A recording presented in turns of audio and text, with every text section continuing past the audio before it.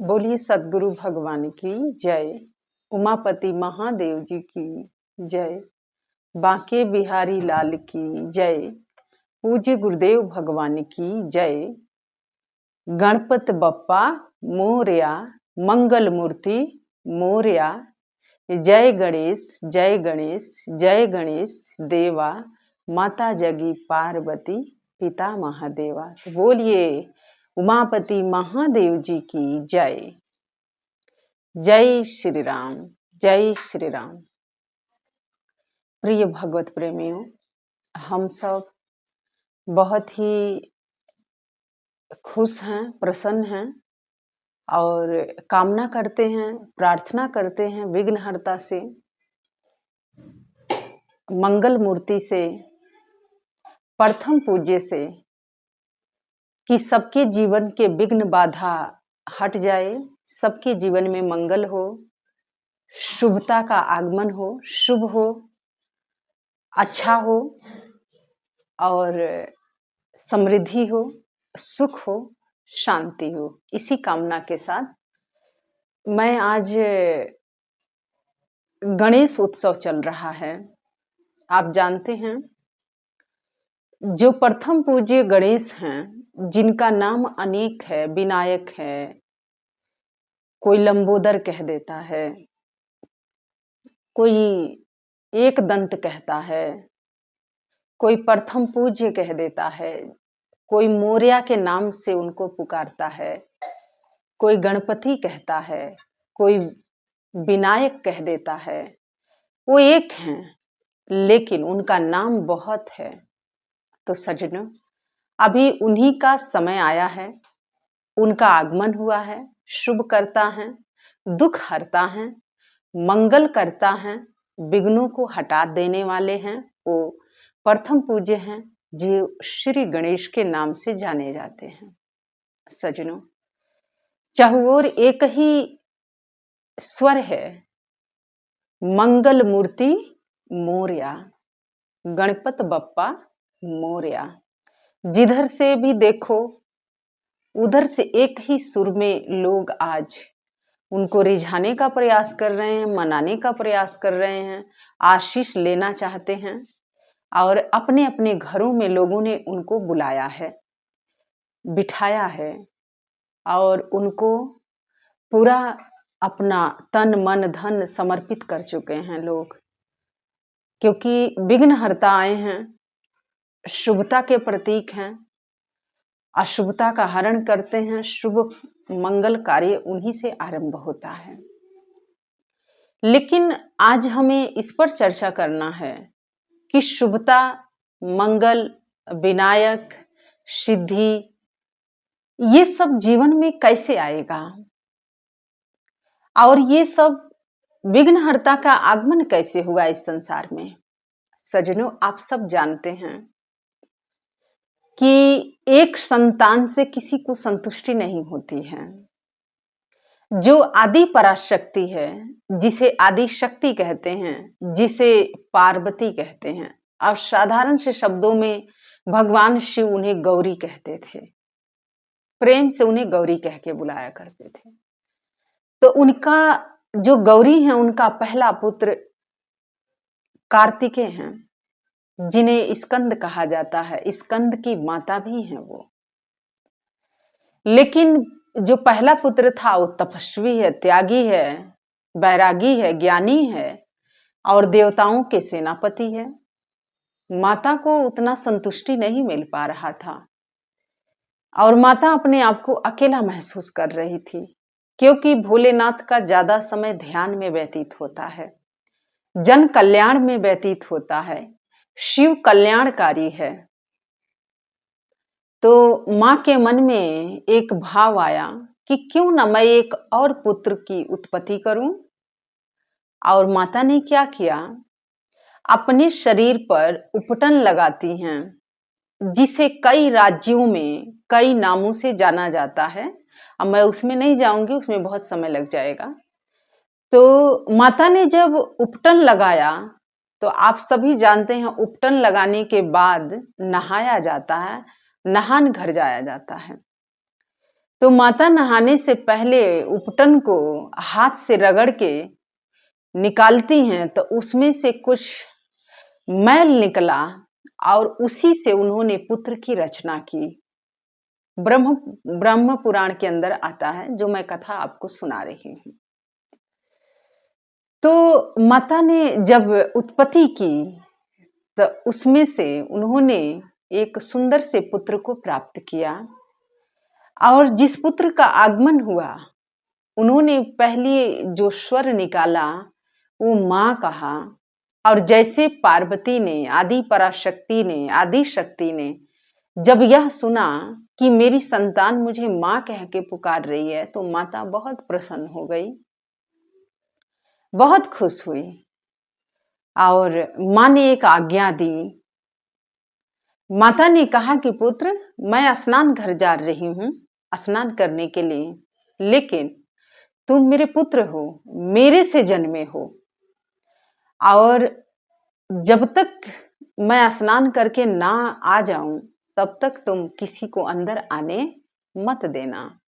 सजनों, हर आज्ञा के पीछे कुछ रहस्य होता है। हर व्यक्ति के जीवन के पीछे कुछ महत्वपूर्ण कार्य होना होता है, तब उस जीव के, उस आत्मा के इस संसार में आगमन होता है।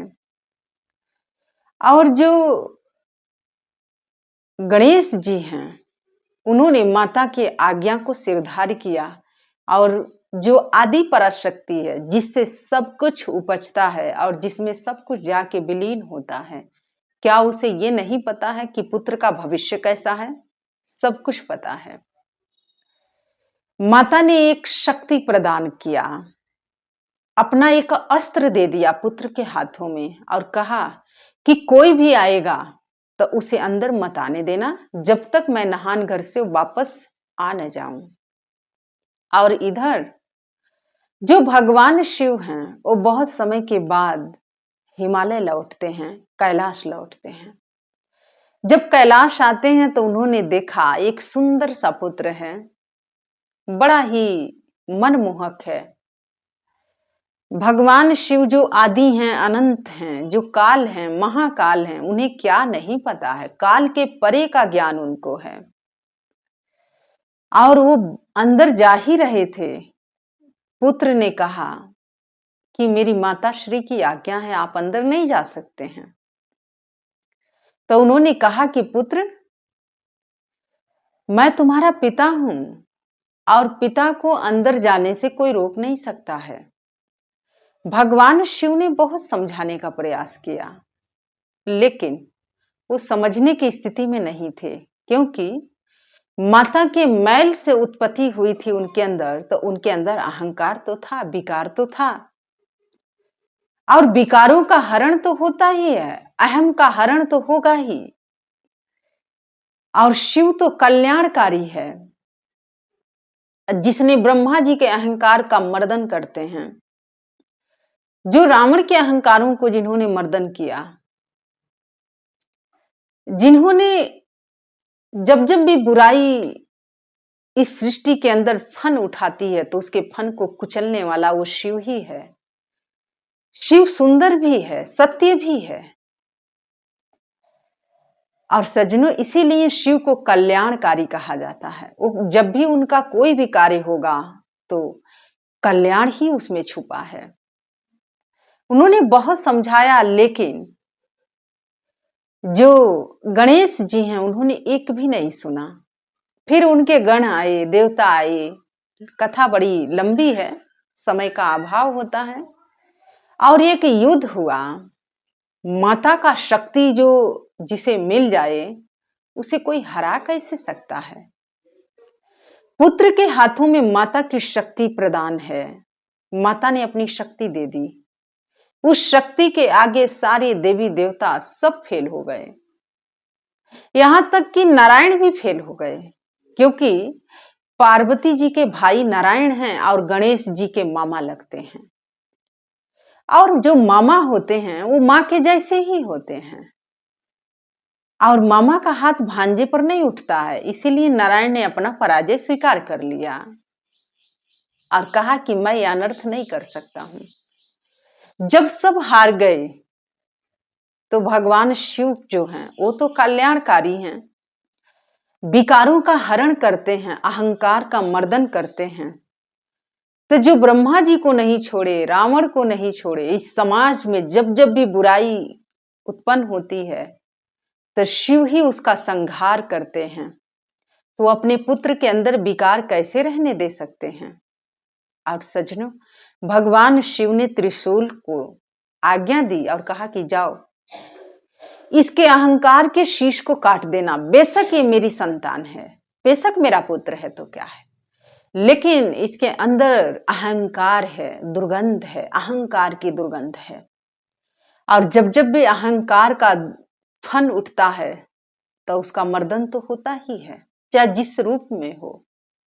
और सज्जनों, इसीलिए भगवान शिव ने अपने त्रिशूल से उनका शीश काट दिया और वो शीश भस्म हो गया।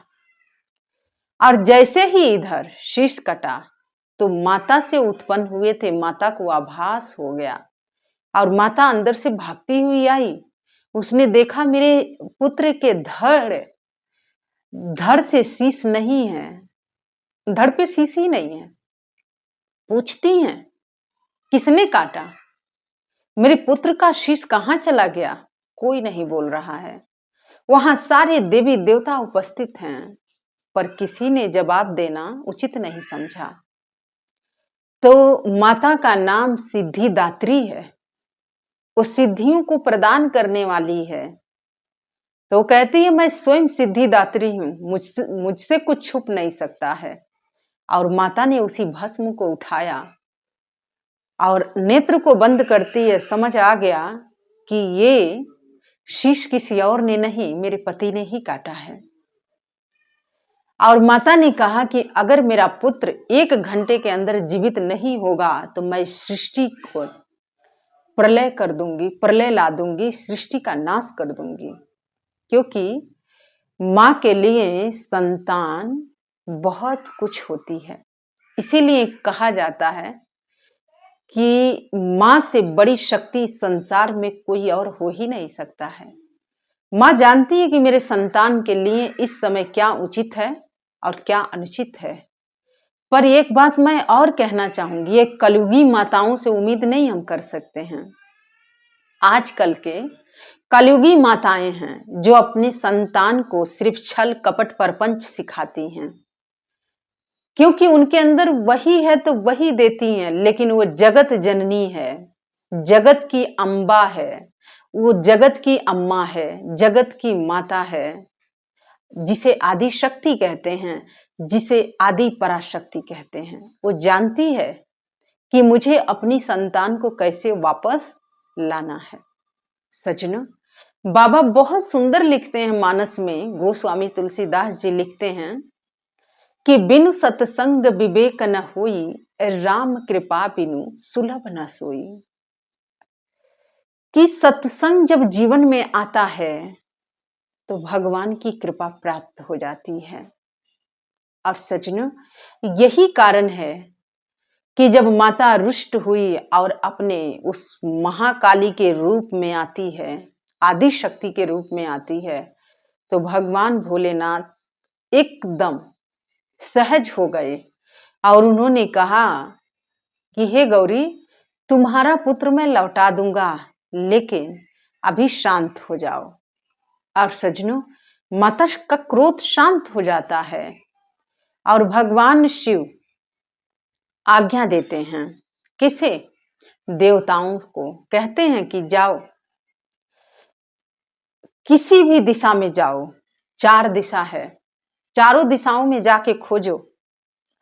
जो अपनी संतान को अपने से पीछे करके कोई भी प्राणी, कोई भी जीव अगर सोया है तो उसका शीश लेके आना और वही मेरे पुत्र के धड़ पर उसी के शीश लगेगा। सज्जनों, शास्त्र और ग्रंथ पुराण यही हमें बताते हैं कि माता जो होती है अपने संतान के तरफ कभी पीठ नहीं करती है, वो हमेशा मुख करके सोती है उसके तरफ। उसकी आंखें संतान को देखती है, वो चाहे जहां भी रहे। लेकिन ऐसा कथा बताती है, पौराणिक कथा है, जो एक गज था, उसकी पत्नी थी, जिसने अपने पुत्र को जन्म तो दिया था, लेकिन उसकी तरफ पीठ करके वो सोई थी, लेटी थी, और उसी के बच्चे का धड़ लाया गया और इनके धड़ पर वो शीश लगाया गया। सजनों, जैसे ही लगा तो इधर जो बाबा हैं वो क्या लिखते हैं, वो लिखते हैं कि मज्जन फल पेखिए तत्काला, काक होई पिक बकऊ मराला, सुनी अचरज कर जनि कोई, सत्संगत महिमा नहीं कोई। बाबा ने बहुत सुंदर लिखा कि मज्जन फल पेखिए तत्काला, काक होई पिक बकऊ मराला, सुनी अचरज कर जनि कोई, सत्संगत महिमा नहीं कोई।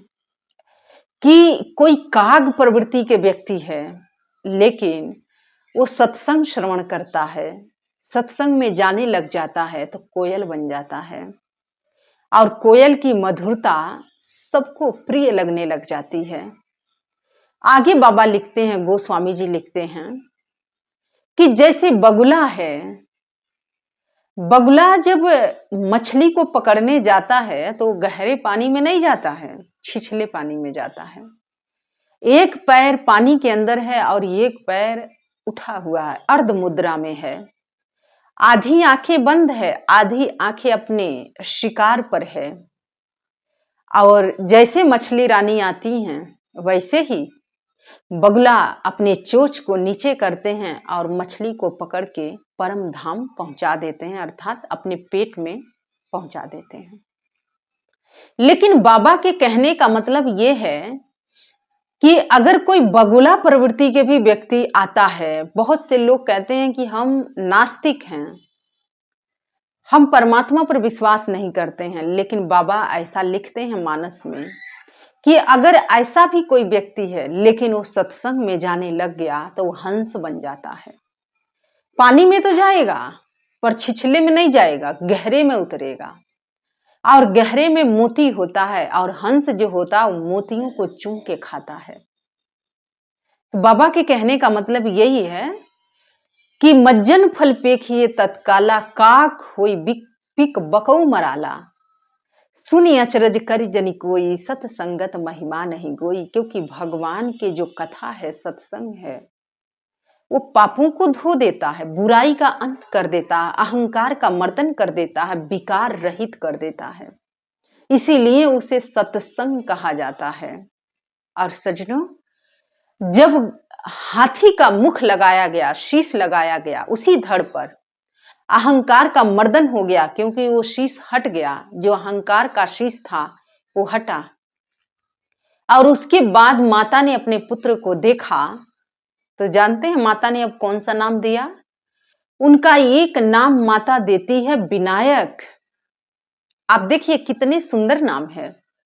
माता कहती है कि तुम तो मेरे विनायक हो, क्योंकि माता को सूरत से नहीं मतलब है, मूरत से मतलब है। मूरत अच्छी होनी चाहिए, सूरत नहीं, क्योंकि सूरत अच्छी है लेकिन अंदर, उस सूरत के अंदर दुर्गंध है, अहंकार है, बुरे आचरण है, बुरे कर्म हैं, तो वो माता को भाता नहीं है। माता ने अपनी संतान के शीश कटवा दी, ये माता होती है। आई कलयुगी माताएं नहीं होती हैं जो बच्चों को मोबाइल पकड़ा दें और कहें कि मेरे पास समय नहीं है, तू जा, हम अपना मनोरंजन करें।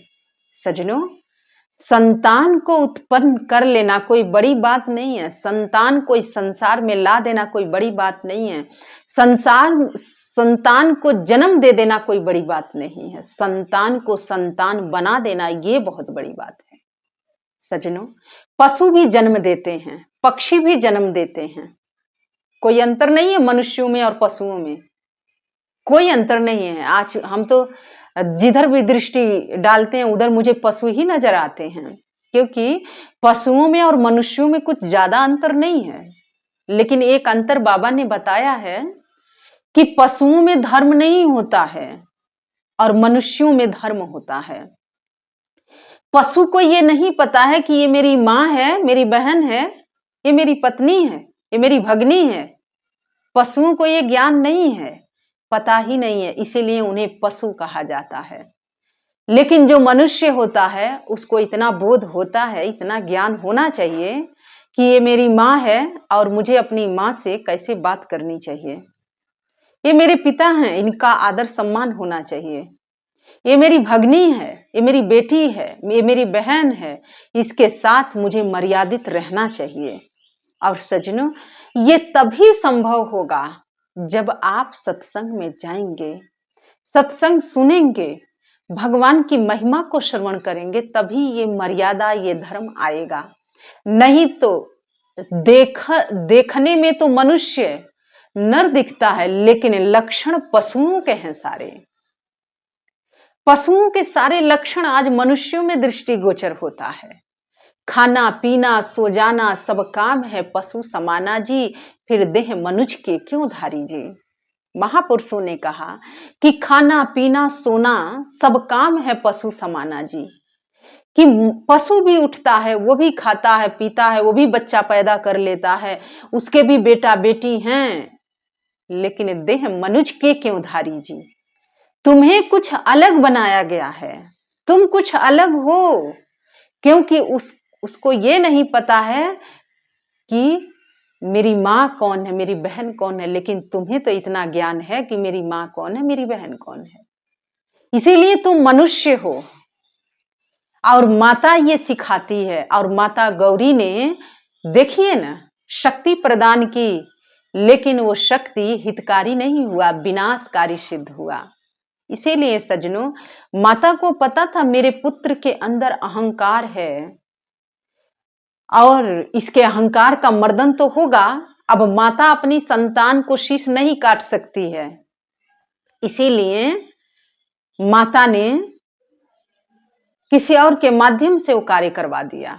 तो सज्जनों, वो जगत की अम्बा है, जगत की माता है, वो जानती है कि संतान में अगर बाल काल में ही अगर कोई विकार है और इसे हटाया नहीं गया तो यही विकार इसके सर्वनाश के कारण बन जाएगा। और सज्जनों, इसीलिए उस अम्बा ने, उस जगत की जननी, जो जगत जननी है, जगत की जननी, जो जगत की माता है, अपने पुत्र के शीश कटवाने में भी देर नहीं की। तो सज्जनों, इसीलिए कहा जाता है पुत्र कुपुत्र हो सकता है, माता कुमाता नहीं होती है।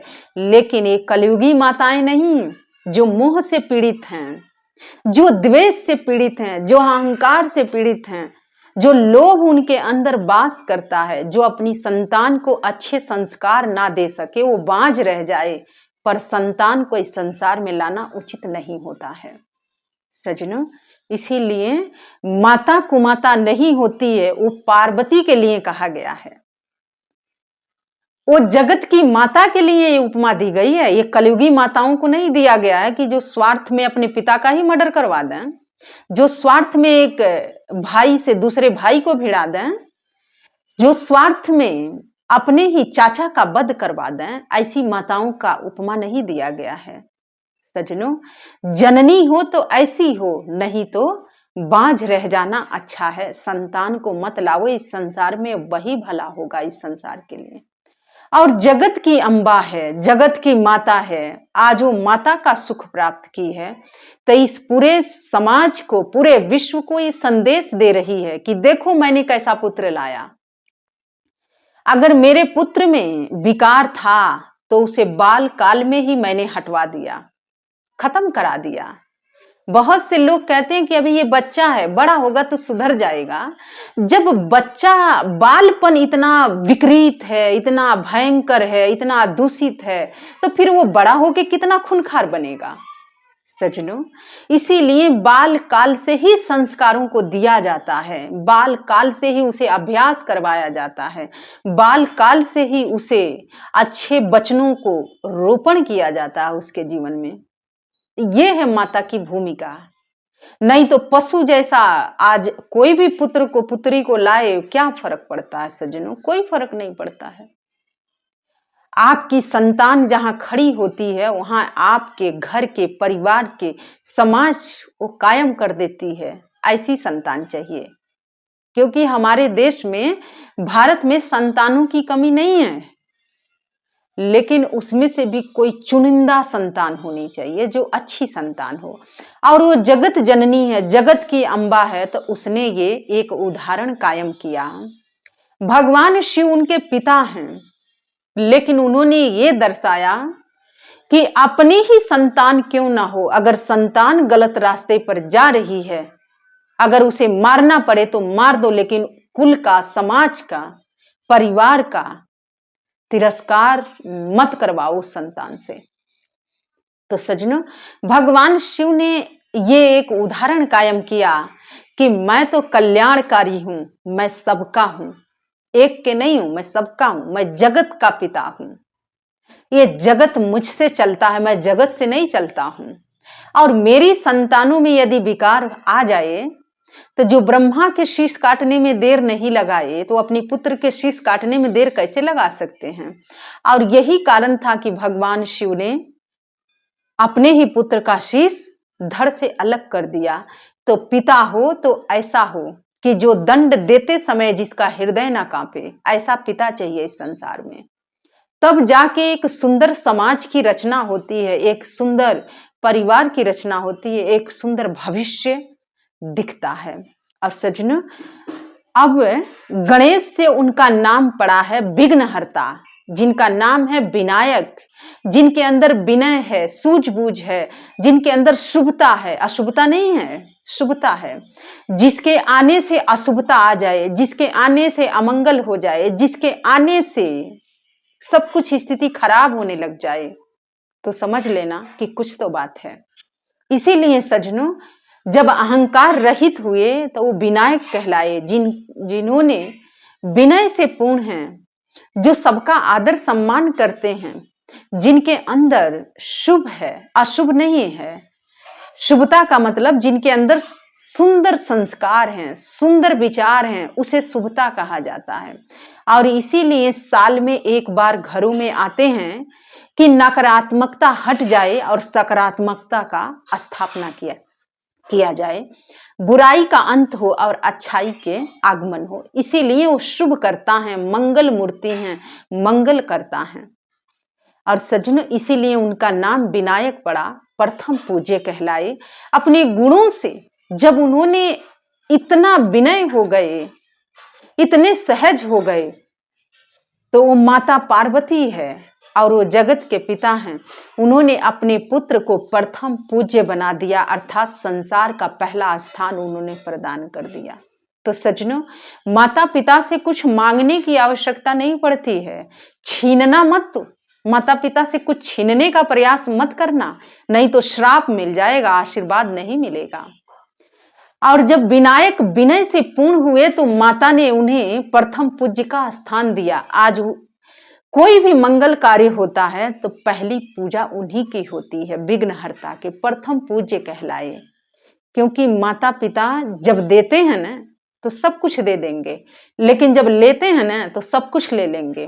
तो इसीलिए एक कलयुगी माता पिता की बात हम नहीं कर रहे हैं। सुन के अपने आप पर गर्व महसूस मत करना मेरे विचारों को। हाँ, अगर माता पार्वती जैसे आपके अंदर सारे गुण हैं तो गर्व करना, भगवान शिव जैसे पिता हो तो गर्व करना, नहीं तो गर्व मत करना, बनने का प्रयास करो ऐसा। तो इसीलिए शुभ करता है, मंगल मूर्ति हैं और गणपति हैं, प्रथम पूज्य हैं, लंबोदर हैं। और जो शेष कथा है वो मैं कल आपको श्रवण करवाऊंगी, समय का अभाव है। तो आइए, विनायक से प्रथम पूज्य बने और शुभता का प्रतीक हैं, और मैं आस और विश्वास करती हूं कि उनका आगमन हुआ है तो हम सभी मनुष्यों के अंदर भी विनय हो, अहंकार का दमन हो, मर्दन हो, और शुभता हो जीवन में, सकारात्मकता हो जीवन में, नकारात्मकता का अंत हो। और हम लोग भी इस विनायक जी से विनय सीखें और शुभ, अपने शुभ संकल्प लें और शुभता को कायम करें। यही कुछ भाव था जो हम लेके उपस्थित हुए थे। और आइए अंत में शुभकर्ता के मंगल मूर्ति के चरणों में जय घोष अर्पित करते हैं। तो बोलिए शुभकर्ता की जय, उमापति महादेव जी की जय, पूज्य गुरुदेव भगवान की जय, माँ आदि पराशक्ति की जय, माँ पार्वती की जय। जय श्री राम, जय श्री राम, जय जय श्री राम। धन्यवाद।